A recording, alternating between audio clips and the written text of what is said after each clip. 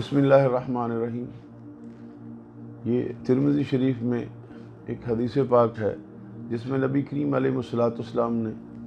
اپنی شان اپنی فضیلت مبارکہ کو خود بیان فرمایا۔ حضرت مطلب بن وداع روایت کرتے ہیں کہ حضرت ابن عباس رضی اللہ تعالیٰ عنہ کو نبی پاک صلی اللہ علیہ وسلم کی بارگاہ اقدس میں حاضر ہوئے تو سرکار کریم صلی اللہ علیہ وسلم کی بارگاہ میں جب وہ حاضر ہوئے تو حضرت ابن عباس رضی اللہ تعالیٰ عنہ نے کوئی بات سنی تھی۔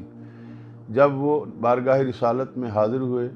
نبی کریم صلی اللہ علیہ وسلم سے عرض کی تو آقا کریم علیہ السلام ممبر شریف پہ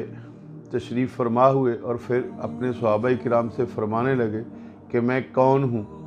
تو سب نے کہا آپ اللہ تعالیٰ کے رسول ہیں اور آپ پر سلام ہو۔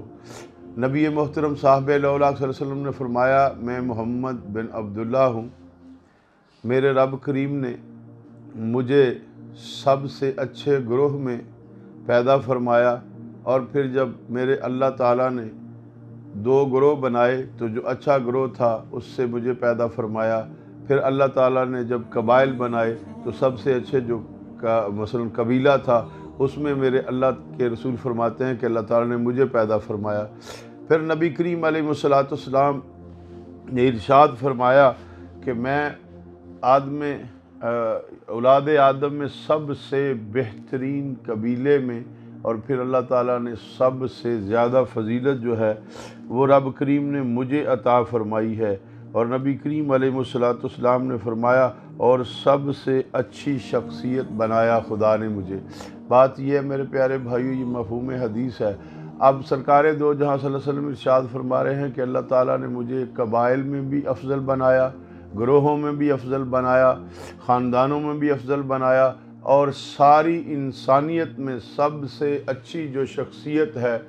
اچھی انسانیت کے مالک جو ہیں وہ میرے اور آپ سب کے آقا کریم علیہ السلام ہیں۔ تو بات یہ ہے نبی کریم علیہ السلام نے ہمیں جو